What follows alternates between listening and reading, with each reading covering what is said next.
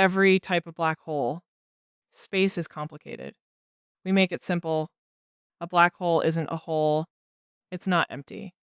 It's Ah, the opposite, matter packed so densely that space itself gives up and folds inward. There are several distinct kinds, and they don't just differ in size. They differ in how they're born, how they behave, and how badly they break the laws of physics. Some you could survive falling into. Some would kill you before you noticed. One kind might not exist at all, and that's the most interesting one on the list.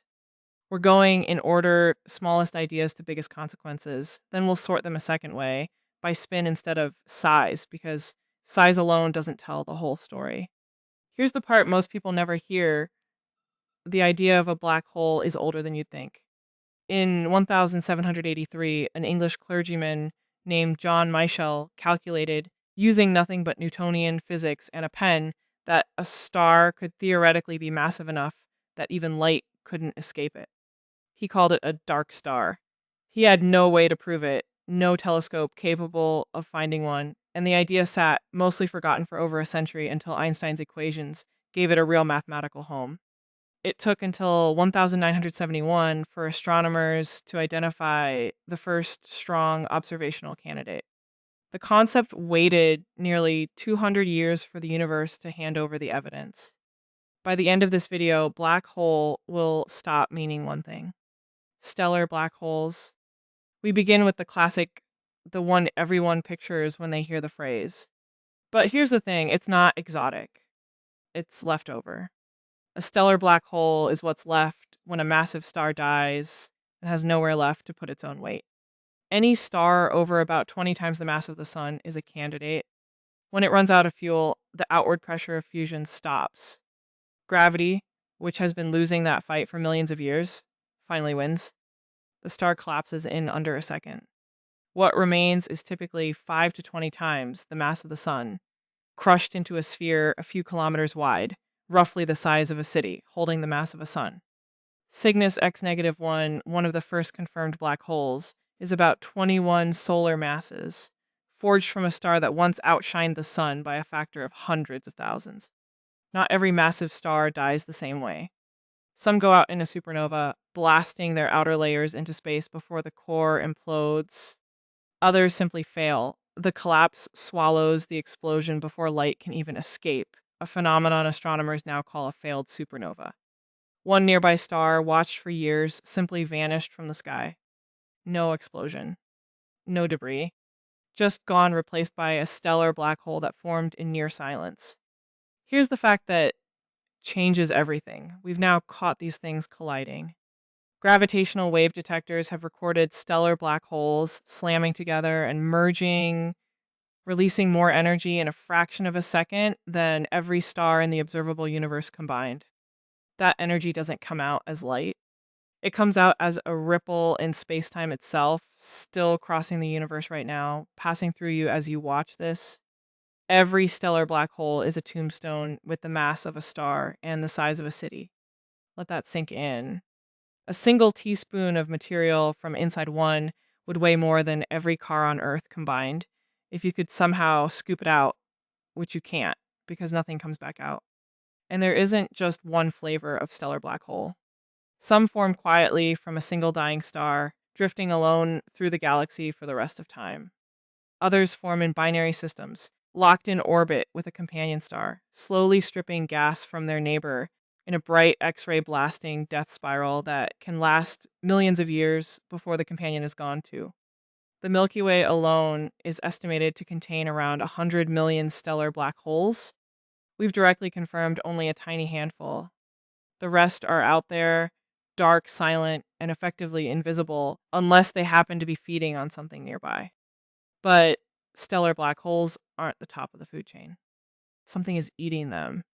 Supermassive black holes, here's the twist: they don't just sit at the centers of galaxies, they built the galaxies around them. Every large galaxy we've mapped, including our own, has one anchoring its core. The Milky Way's is called Sagittarius A star, and it weighs about 4 million times the mass of the sun. That already sounds absurd. It isn't even close to the biggest.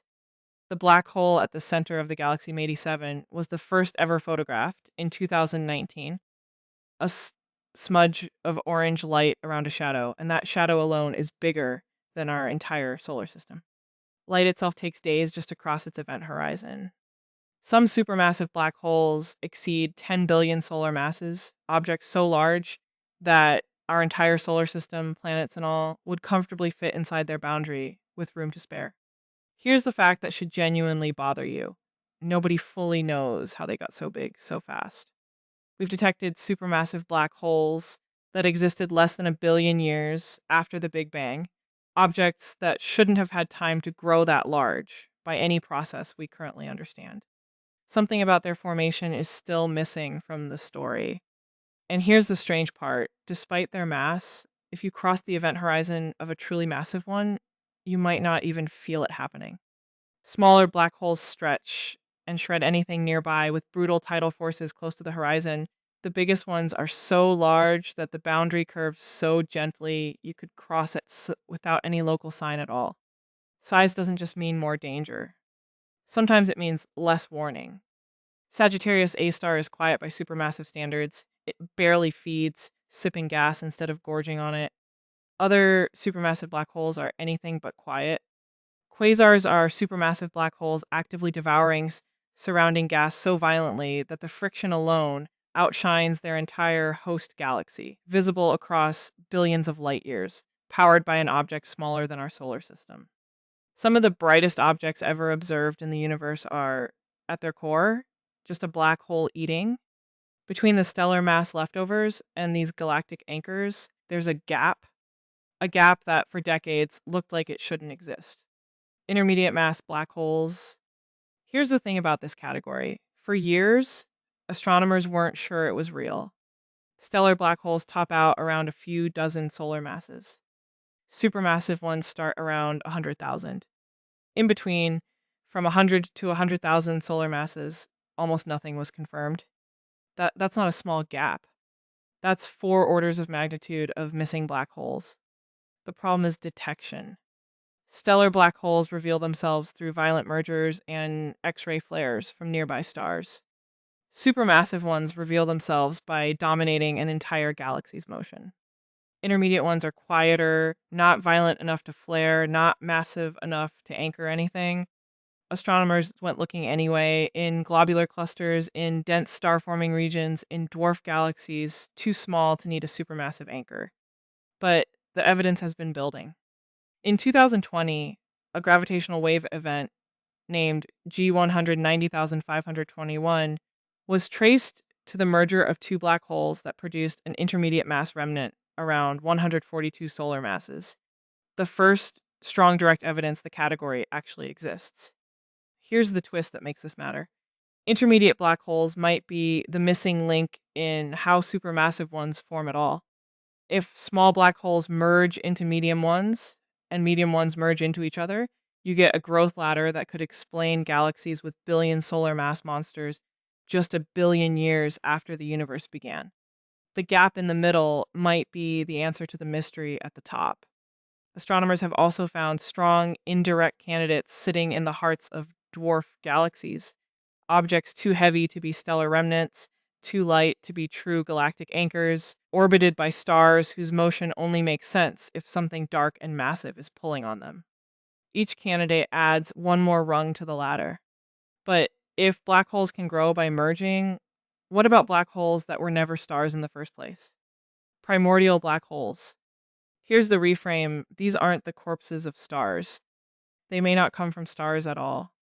The theory is that in the first fraction of a second after the Big Bang, the early universe was so dense and so uneven that some regions collapsed directly into black holes.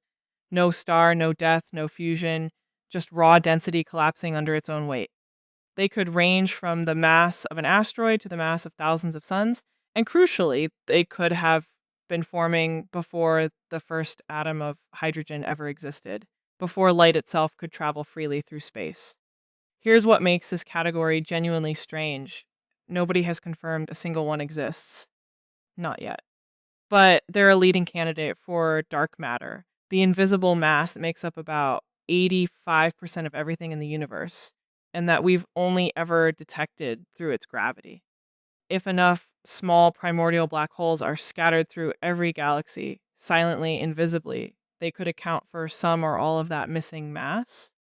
Astronomers have hunted for them by watching distant stars for a very specific flicker, a brief brightening caused by a black hole's gravity bending light as it drifts past, a technique called microlensing. Some candidate events have shown up. None have been confirmed beyond doubt. Here's the fact that should unsettle you. If primordial black holes exist and are common enough, some of them could theoretically be passing through the solar system right now. Small ones, undetectable by direct observation, betrayed only by a faint gravitational tug on nearby objects, a tug we haven't definitively caught, but haven't ruled out either. An entire hidden population of the universe's oldest objects, and we genuinely don't know if we're standing in the middle of it. Some researchers have even floated a genuinely wild hypothesis that a small primordial black hole, no bigger than a bowling ball but far denser, could be sitting undetected at the outer edge of our own solar system, quietly explaining a slight gravitational wobble in the orbits of distant icy objects that we currently attribute to an undiscovered ninth planet. It's speculative. It's unconfirmed. But it is not ruled out, and that alone tells you how little we actually know about this category. And if a black hole can be as small as an asteroid, the next question is obvious. How small can a black hole actually get? Micro black holes. Here's the pivot. This is where the category stops being about astronomy and starts being about particle physics. A micro black hole would have a mass comparable to a mountain or even less, compressed into something smaller than an atom, smaller than a proton. These have never been observed. They're purely theoretical, predicted by extensions of general relativity and, in some models, by high energy particle collisions. When the Large Hadron Collider first switched on, there was genuine public anxiety, even lawsuits, over fears it might create a micro black hole that could swallow the Earth. Here's the fact that should calm you down and also unsettle you a little. Even if one formed, physicist Stephen Hawking's own theory predicts it would evaporate almost instantly through a process called Hawking radiation, black holes leaking particles and losing mass over time, faster the smaller they are. A micro black hole wouldn't last long enough to fall a single meter before it vanished in a flash of radiation, converting its entire mass into a burst of energy in a fraction of a second. But here's the part that lingers. That same evaporation process applies to every black hole in the universe at every size. Stellar, supermassive, all of them. Give the universe enough time, a number so large it makes the current age of everything look like a single second, a one followed by dozens of zeros of years, and even the biggest black holes will boil away to nothing. Death isn't something only small black holes face. It's the fate of all of them, just on wildly different timescales. A micro black hole evaporates in less than a blink. A stellar black hole would take far longer than the current age of the universe just to notice it's shrinking. A supermassive one would take a number so large that writing it out in full would take longer than a human lifetime just to read the zeros. Same ending. Radically different clocks, but mass and size are only half the story. There's another property that changes everything about how a black hole behaves, and almost every real black hole has it. Rotating or Kerr black holes. Here's the reframe. The black holes in textbooks sitting perfectly still are basically fiction. Almost every black hole that actually forms is spinning because the star or gas cloud it collapsed from was already spinning, and that rotation has to go somewhere. As the collapsing matter shrinks, conservation of angular momentum forces it to spin faster, the same way a figure skater speeds up by pulling in their arms. Some Kerr black holes rotate at close to the maximum speed physics, allows their event horizons dragged around at close to the speed of light. Get close enough, and you're not falling into the black hole, you're being forced to orbit it, whether you want to or not, before you ever reach the edge. A phenomenon called frame dragging, where the rotating black hole physically twists the space around it. There's a region outside the horizon called the ergosphere, where this twisting is so strong that standing still becomes physically impossible. even for light. Here's the fact that changes everything. A rotating black hole doesn't have a single point singularity. Mathematically, it has a ring, a thin circular singularity, and in theory only, you might be able to pass through the ring without hitting it. Some equations even suggest it could lead somewhere else entirely, another region of spacetime, sometimes called a white hole, a mathematical mirror where matter only comes out and never goes in. No one knows if this is physically real or just math breaking down at the edges of what we understand. Rotation also changes how a black hole feeds. A spinning black hole can launch jets, narrow, blisteringly fast streams of particles blasted out along its axis at close to the speed of light, powered by the twisting magnetic fields anchored in its spin. Some of these jets stretch for millions of light years, far longer than the galaxy the black hole lives in, visible across the observable universe as thin, glowing threads pointed at nothing in particular. The spin doesn't just warp space near the black hole, it reaches out and reshapes galaxies from the inside. Here's the part that should genuinely bother you. We don't actually know what's inside any black hole, spinning or not. We've only ever mathematically modeled the boundary. Beyond it, our physics simply stops giving reliable answers. Let's sort these 7 again, a different way, not by size, but by how extreme they get. On the calm end, a slowly spinning stellar black hole, its horizon almost a perfect textbook sphere. On the violent end, a maximally spinning Kerr black hole, its space twisted so hard that direction itself loses meaning near the edge. On the confirmed end, stellar, supermassive, and now intermediate black holes, all backed by direct observation, light bent around them, stars orbiting them, gravitational waves rippling out from their collisions. On the theoretical end, primordial and micro black holes, mathematically sound, observationally absent, waiting for either a detection or a disproof. Sorted by size, they span from smaller than a proton to bigger than a solar system. Sorted by confirmation, exactly half the list is still a hypothesis. Sorted by danger, the smallest ones are often the most violent up close, and the largest ones can be the gentlest at the threshold. Every axis you sort them by tells a different story about the same 7 objects. One more way to sort them, by what they do to you up close.